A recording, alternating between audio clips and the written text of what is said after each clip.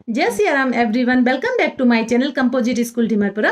तो भाई बच्चों, आज की वीडियो में आपके लिए एक बहुत ही अच्छी कहानी लेकर आए हैं। ठीक है भाई, कुछ बच्चे ऐसे होते हैं कि पढ़ने बहुत ज़्यादा पढ़ते हैं, बहुत ज़्यादा पढ़ते हैं, पर जब रिजल्ट आता है तो पता चलता है कि अरे उन्होंने जितनी मेहनत की उतना तो उनको मिला ही नहीं, उतने तो उनको अंक नहीं मिले, उतनी तो उनको सफलता नहीं मिली। जबकि उनका कोई दोस्त था जो बहुत कम पढ़ता था, उसने ज़्यादा सफलता पा ली।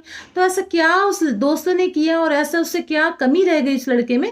तो बस ये कहानी उसी पर आधारित है। ठीक है, अगर आपको इस कहानी से, अगर आपके जीवन में भी ऐसा कुछ हो रहा है तो यकीन मानिए ये वीडियो केवल आपके लिए है। अगर कोई पेरेंट्स इस वीडियो को देख रहे हैं तो वो अपने बच्चों को जरूर दिखाएं। तो बिना किसी देरी की चलिए चलते हैं कहानी की ओर। पर कहानी पर जाने के पहले आपसे विनम्र निवेदन है कि अगर अभी तक आपने इस चैनल को सब्सक्राइब नहीं किया है तो प्लीज़ इस चैनल को सब्सक्राइब करिए और अपने फ्रेंड्स और फैमिली में भी शेयर करिए। तो बिना किसी देरी की चलिए चलते हैं कहानी की ओर। होता क्या है कि एक बार एक पहाड़ी इलाका था। उस पहाड़ी इलाके में एक छोटा सा गांव था। उस गांव में एक लड़का रहता था जो बहुत पढ़ता था, बहुत पढ़ता था। ठीक, और उसके साथ वाले दोस्त क्या करते थे, पढ़ते भी थे और खेलते भी थे, एंजॉय भी करते थे। तो जब वो पढ़ रहा होता उसके कानों में अपने दोस्तों के खेलने की आवाज़ आती तो वो थोड़ा दुखी भी रहता। देखो मैंने ये अपना काम पूरा नहीं किया, इन दोस्त इनको देखो, इन्होंने अपना काम वाम करके वो खेल भी रहे हैं, देखो कितना मज़ा कर रहे हैं। तो दुखी भी बहुत रहता था। लेकिन क्या हो, इतना पढ़ने के बावजूद भी ना वो इतना अच्छे से कॉन्सेप्ट को क्लियर नहीं कर पाता था। अक्सर क्या होता था, क्लास में उसकी डांट पड़ जाती थी और उसके जो दोस्त थे वो अक्सर उसका मजाक उड़ाते रहते हैं, फिसड्डू फिसड्डू ऐसे करके उसको मजाक उड़ाते थे। और जब उसका मजाक उड़ाया जाता था तो वो लड़का और भी ज़्यादा दुखी हो जाता था कि मैं इतना पढ़ता हूँ, पता नहीं मेरी समझ में क्यों नहीं आता, मेरी तो लगता बुद्धि ही खराब है। ऐसा उसने मन में, वो अपने मन में ऐसा सोचने लग गया था, लग रहा मेरी बुद्धि ही कमज़ोर है, इतना सब पढ़ने के बावजूद भी मेरे नंबर कम आते हैं और मेरी टीचर भी मेरी डांट लगाती है और दोस्त भी मेरा मजाक उड़ाते हैं।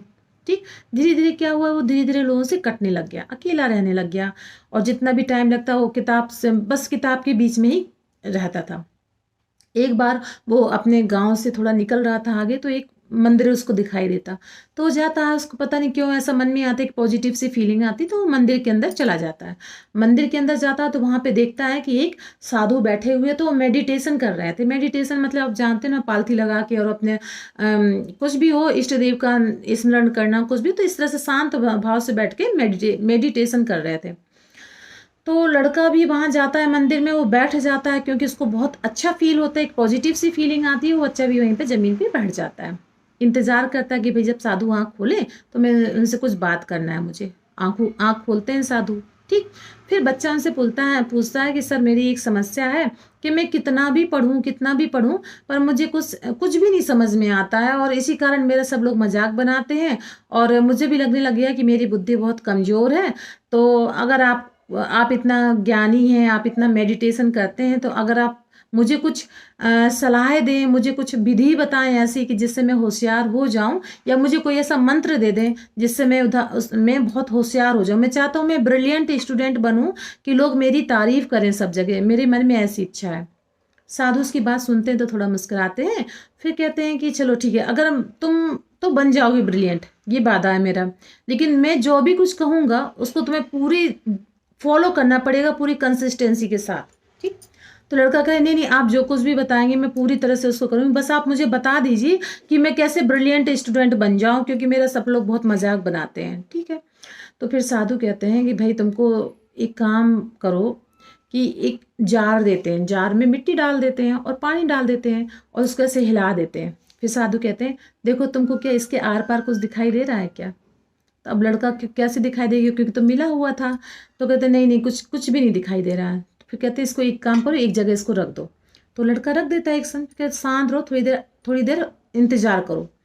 थोड़ी देर इंतजार किया जाता है, साधु भी वहीं बैठे होते हैं, लड़का भी वहीं बैठा रहता है। कुछ समय के बाद क्या होता है, उस जार की जो मिट्टी होती है वो नीचे बैठने लगती है और ऊपर ऊपर पानी रहता है। अब साधु पूछते हैं क्या तुमको कुछ दिखाई दे रहा है? तो लड़का कहता है हाँ, आर पार दिखाई दे रहा है। तो कहते ये जो जार है ना, जो शांत होके बैठ गया, ये तुम्हारा मन है। जब तुम पढ़ रहे होते हो तो तुम्हारा मन जो है ना उस जार के जैसा होता है जिसमें मिट्टी पानी सब मिक्स होता है, और तब तुम्हें कोई भी चीज स्पष्ट दिखाई ही नहीं देती, तुम बस किताब ही खोले बैठे होते हो।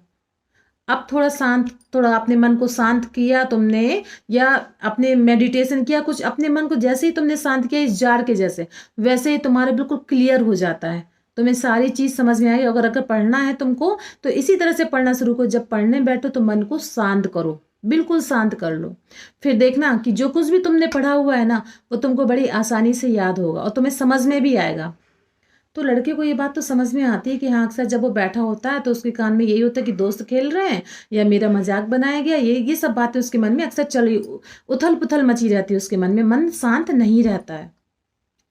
तो साधु की बात तो उसको समझ में आती है, हाँ मेरे साथ ऐसा होता है, इसीलिए लग रहा मुझे समझ में। अब मुझे पता है कि जब मैं पढ़ने जाऊंगा तो मुझे क्या करना है, शांत मन करना है। अपने इधर उधर की बातों से हटके अपने मन को पहले कुछ समय के लिए शांत करो, फिर पढ़ाई के लिए जाओ। और फिर उस समय के लिए आपने जो कुछ भी पढ़ाई की है ना वो आपको बहुत अच्छे से याद भी हो जाएगी। ठीक।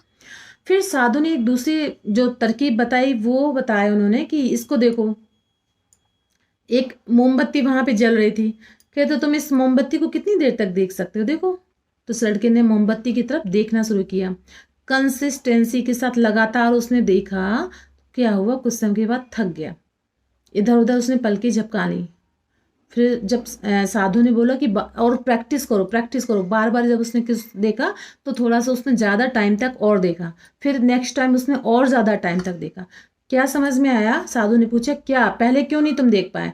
तो उसने कहा कि पहले जब मैं सब देख रहा था तो मेरे मन में तमाम तरह की बातें आ रही थी कि कल मेरे दोस्त ने मेरा मजाक उड़ाया और परसों मेरे दोस्त खेल रहे थे, मैं पढ़ रहा था, ये सब मेरी बातें मेरे मन में आ रही थी।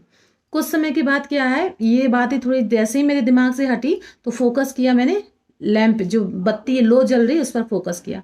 और कुछ तीसरी बार में मैंने क्या किया, फिर पूरी तरह से फोकस उसी पे गया, फिर कोई भी बातें मेरे मन में उस समय नहीं आई। तो साधु ने कहा यही तरीका होता है, जब आप पढ़ने जाओ ना तो आपके पास्ट में क्या हुआ है, यानी कि कल या परसों या कुछ भी क्या घटित हुआ, आपको उससे कोई लेना देना नहीं है। ठीक। और फ्यूचर में क्या होने वाला है उसकी भी आपको चिंता नहीं करनी है। आपको क्या करना है, आपको प्रेजेंट में रहना है, यानी वर्तमान जो आप पढ़ रहे हो उस पर फोकस करना है। बहुत बच्चे क्या करते हैं कि पढ़ते बहुत ज्यादा हैं, किताब खोल के बैठते हैं, फिर कल की बातें याद आती, कहीं मामी की बातें, कहीं मौसी की बातें, कहीं दोस्तों की बातें, कहीं इसने ये किया, कहीं उसने वो किया, और या फिर मैं भविष्य में ये करता, मैं ये करता, ये सब बातें आती। तो ये इसलिए तो उनकी स्टडी अच्छे से हो नहीं पाती। तो तुमको अब क्या करना है, प्रेजेंट में रहना, फोकस करना, इधर उधर की बातें ध्यान में नहीं रखना, पास्ट और फ्यूचर की बातें मन में नहीं लानी। दूसरी विधि ये है।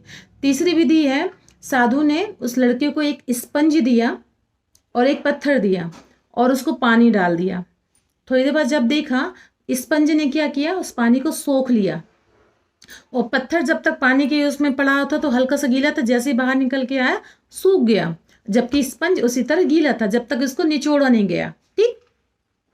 साधु ने कहा कि अगर तुमको अपने को होशियार बनना, ब्रिलियंट बनना, तो स्पंज जैसे बन जाओ कि जितना भी ज्ञान है तुम्हारे ऊपर उड़े जा रहा है तुम उसको अपने में सोख लो। ठीक है। तुम्हें पत्थर जैसे नहीं बनना है कि कल तुम्हें कोई टेस्ट देना है तो तुमने उसी समय को रट्टा मार लिया। ठीक। और तुमने जाके अच्छे से दे दिया और उसके बाद परसों 2 या 3-4 दिन के बाद तुम्हारे वो दिमाग से वो चीज़ निकल गई। अगर ये करोगे तो कभी भी लाइफ में सफल नहीं हो पाओगे, कभी तुम ब्रिलियंट स्टूडेंट नहीं बन पाओगे। तो क्या करना है, हमें एब्जॉर्व करना है। हमें क्या करना है, नॉलेज को अपने अंदर एब्जॉर्व करना है, नॉलेज को अपने अंदर मिला लेना है पूरी तरह से। ठीक। हमें कैसे बनना है, स्पंज जैसे बनना है। लड़के को ये बात समझ में आई। फिर इसके बाद कुछ समय के बाद साधु देते हैं उसको एक लकड़ी का बंडल दे देते हैं, एक इतना बड़ा गट्ठा सा, और फिर कहते हैं कि इसको एक काम करो, इसको टुकड़े टुकड़े में कर दो। अब लड़का परेशान हो जाता है, कैसे करें, कोशिश करता लेकिन नहीं कर पाता है, इतना मोटा गट्ठा कैसे करेगा उसको टुकड़े में। फिर साधु कहते हैं कि ऐसे ही होता है, जब तुमको कोई बड़ा सा टास्क मिल रहा है पढ़ाई में या कोई बड़ा गोल मिलता है तो हमें क्या करना होता है, उसको हमें छोटे छोटे टुकड़े में बांटना होता है।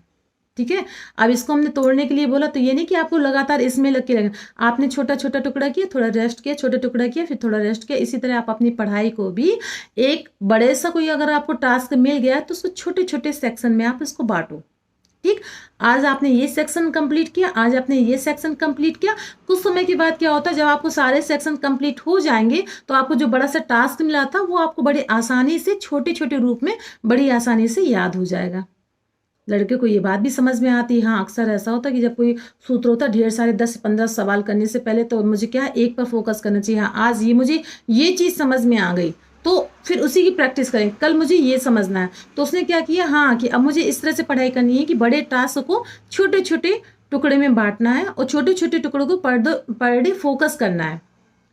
तो वो चीज़ जो कुछ भी साधु बता रहे थे ना, वो लड़का बिल्कुल अपने स्टडी में उतारता कि हाँ मुझे अब ऐसा करना ऐसा करना। फिर इसके बाद क्या हुआ, साधु ने एक क्वेश्चन पूछा लड़के से, ये बताओ कि अगर मैं तुमको छोटे छोटे 2 गमले दूं, उसमें बीज डाल दूं और एक गमले में पानी लगातार डालता रहूं, दूसरे में जबकि एक दिन डालूं 15 दिन तक पानी ना डालूं, फिर बीच में पानी डालूं, और दूसरे में जबकि मैं लगातार पानी डालता रहूं तो क्या होगा। तो लड़के ने सीधे से उत्तर दिया, तो जिसमें आप लगातार पानी डाल देना साधु जी, उससे एक छोटा सा पौधा निकल आएगा, ठीक। और जिसमें आप पानी नहीं डाल रहे हैं उसमें पौधा नहीं होंगे, उसमें बीज ही अंकुरित नहीं हो पाएगी, क्योंकि पर्याप्त जो पानी चाहिए तो वो नहीं पड़ पाया। उसी तरह साधु ने कहा ठीक इसी तरह होता है कि जब तुम लोग पढ़ाई करते हो तो 10 दिन तो आपने बहुत पढ़ाई की और फिर इसका 10 दिन के लिए छोड़ दिया। जो 10 दिन आपने एनर्जी डाली उसको, और जो आगे ग्रोथ होने की जरूरत थी, तो आपने जब छोड़ दिया तो वो वहीं पे मर गया, यानी वो पढ़ाई आपके दिमाग से उड़ गई, ठीक। जबकि आप लगातार थोड़ा थोड़ा पानी डालते रहे जिस पौधे में लेकिन लगातार डालते रहे, तो उससे क्या हुआ, एक अच्छा सा बीज से क्या हुआ, एक पौधा निकल के आ गया। इसी तरह क्या है, जब हमें पढ़ाई करनी होती है तो भले ही हम थोड़ी पढ़ाई करें, पर हमें रेगुलर रहना है, हमें रेगुलर प्रैक्टिस करनी है, कंसिस्टेंसी के साथ करनी है। सो हमें क्या करना है, रेगुलर अभ्यास करना है, ये नियम बना लो। अब ये बातें जब पूरी बातें उसने बता दी साधु ने लड़के को, तो लड़का बैठा बैठा शांत वहां पे सोचता रहा, उसको सारी बातें समझ में भी आ रही थी कि साधु ने जो जो बातें बताई ये बिल्कुल सही है। फिर लड़के ने क्या किया, उन सारी चीज़ों को घर आ गया, सोचता रहा, और उन सारी विधियों को जो साधु ने बताया था वो अपनी पढ़ाई के ऊपर लड़का उतारता गया। और उसी तरह क्या है, मंदिर आना जाना उसने शुरू कर दिया, क्योंकि वहां पे आता था, हर दिन नई शिक्षा लेता था और अपने आप को मोटिवेट करता था, ठीक। क्योंकि एक दिन में आप साधु ने कोई एक चीज बता दी तो पूरी एक रात में तो कोई चीज परिवर्तन आएगा ना, धीरे धीरे करके आएगा, धीरे धीरे धीरे करते करते 1 महीने करीब निकल गए। 1 महीने के बाद लड़के को स्वयं अंदर से ऐसा महसूस होने लगा कि हाँ उसमें बहुत ज्यादा परिवर्तन आ रहा है। कुछ सालों के बाद क्या होता है कि वो लड़का एक ब्रिलियंट स्टूडेंट हो जाता है। केवल वो जो साधु की बातें थी, केवल उन बातों को उसने फॉलो किया अपनी पढ़ाई पर, ठीक। ब्रिलियंट स्टूडेंट होता है, बहुत अच्छी जॉब पाता है, लाइफ में सफल हो जाता है। लेकिन जब वो लाइफ में सफल भी हो जाता है तब भी वो साधु की बात अपने जीवन में उतारता है, क्योंकि ये केवल पढ़ाई से जुड़ी हुई चीज़ें नहीं है। आप अपने लाइफ को आपको जीना कैसा है, अगर इन बातों को आपने तब भी उतारे रखा ना, तो यकीन मानिए केवल पढ़ाई क्या, आप पूरी जिंदगी में सफल रहेंगे, आप पूरी जिंदगी में ब्रिलियंट रहेंगे। तो अगर आपको ये कहानी अच्छी लगी हुई, आप भी चाहते हैं उस लड़के जैसे ब्रिलियंट बनना, तो प्लीज़ ये जो भी जो भी टिप्स बताएं उसको अपनी पढ़ाई पर अप्लाई करिए, ठीक है। तो बताइएगा आपको ये कहानी कैसी लगी। अगर कहानी अच्छी लगी हुई हो तो प्लीज़ कमेंट बॉक्स में आप लिखिएगा, अपने फ्रेंड्स एंड फैमिली में इसको शेयर करिएगा। और अभी भी अगर आपने चैनल को सब्सक्राइब नहीं किया हुआ है तो प्लीज़ चैनल को सब्सक्राइब करिए, क्योंकि आप ये सब्सक्राइब करते हैं, लाइक करते हैं, ये चीज़ मुझे बहुत ज़्यादा बूस्ट देती है, तो क्रिएट करने के लिए more and more valuable content for you every day. So friends, we will meet you, we will see you in the next video. Till then, Jai Siya Ram.